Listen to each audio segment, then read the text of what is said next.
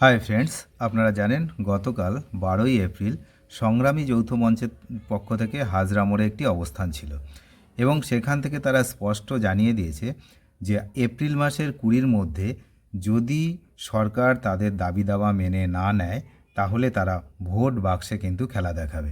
কি বিষয় বিস্তারিত এই ভিডিওতে আমরা জানব। আপনারা জানেন যে সুপ্রিম নির্দেশে 2016 থেকে 2019 সালের বকেয়া ডিএ মেটানো হয়েছে বলে জানিয়েছে রাজ্য।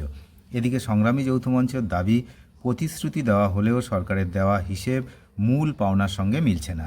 এই পরিস্থিতিতে ডিএ, তারপরে শূন্যপদ, এগুলো সহ একাধিক দাবিতে 12ই এপ্রিল অর্থাৎ গতকাল হাজরা মোড়ে কিন্তু বড়সড় জমায়েত করে সংগ্রামী যৌথ মঞ্চ। শুক্রবারই যৌথ মঞ্চকে শর্ত মেনে সভা করার অনুমতি দিয়েছিল কলকাতা হাইকোর্ট। পুলিশ অনুমতি না মেলায় হাইকোর্টের দ্বারস্থ হয়ে দ্রুত শুনানির আর্জি জানানো হয়েছিল এবং তারপরে কিন্তু তাদের শুক্রবার বিচারপতি সৌগত ভট্টাচার্যের সিঙ্গেল বেঞ্চ বেলা 12টা থেকে বিকেল 3টে পর্যন্ত 1000 লোক নিয়ে সভা করতে কিন্তু অনুমতি দিয়েছিল। হাইকোর্টের যে নির্দেশ, সেই নির্দেশ মতোই নির্ধারিত সময়ে কর্মসূচি করেন সরকারি কর্মীরা। ডিএ আন্দোলনকারী এই সংগঠনের হুঁশিয়ারি, দীর্ঘদিন ধরে চলা এই বকেয়া ডিএ সমস্যার দ্রুত সমাধান না হলে আন্দোলন আরও তীব্র হবে আগামী দিনে। উল্লেখযোগ্য বিষয়, সংগঠনের দাবি ছিল সুপ্রিম কোর্টের নির্দেশের পরও শিক্ষক শিক্ষিকারা বকেয়া মহার্ঘ ভাতা পাননি। সেটা আপনারা ভালো করেই জানেন। এখনও শিক্ষক শিক্ষিকা সহ অন্য বিভিন্ন গ্র্যান্ট এইড এই সমস্ত সংস্থার কর্মচারীরা তারা কিন্তু 1টি টাকাও পাননি। একই সাথে সম্প্রতি নির্বাচনের কাজে নিযুক্ত এক সরকারি কর্মী, যিনি সংগ্রামী যৌথ মঞ্চের সদস্য, তার উপর হামলার ঘটনারও প্রতিবাদ জানাতে চেয়ে এই জমায়েত করা হয়। গতকাল সংগঠনের তরফে রীতিমতো হুঁশিয়ারি দিয়ে বলা হয়েছে আগামী 20 এপ্রিল অর্থাৎ 20 তারিখের মধ্যে চলতি মাসের সমস্ত দাবি মিটিয়ে দিতে হবে রাজ্যকে।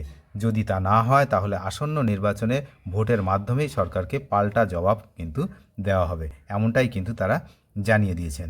এখন বিষয় হচ্ছে এই 20 তারিখের মধ্যে কি হয় সেদিকে আমরা নজর রাখছি, আপনারা নজর রাখুন। তবে আপাতত মুখ্যমন্ত্রী কিন্তু বলে দিয়েছেন যে শিক্ষক শিক্ষিকারাও ডিএ পাবেন, কিন্তু সেটা কবে পাবেন সেটা কিন্তু আলটিমেট ডেটটা উনিও বলতে পারেননি। তার কারণ এখনও কিন্তু তথ্য সংগ্রহের কাজ চলছে, যেটা আমরা জানতে পারছি, এবং এই তথ্য সংগ্রহের কাজ কতদিন ধরে চলবে সেই বিষয়ে কিন্তু কোনো খবর নেই।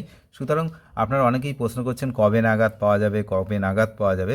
এটা কিন্তু এই মুহূর্তে বলা খুবই মুশকিল।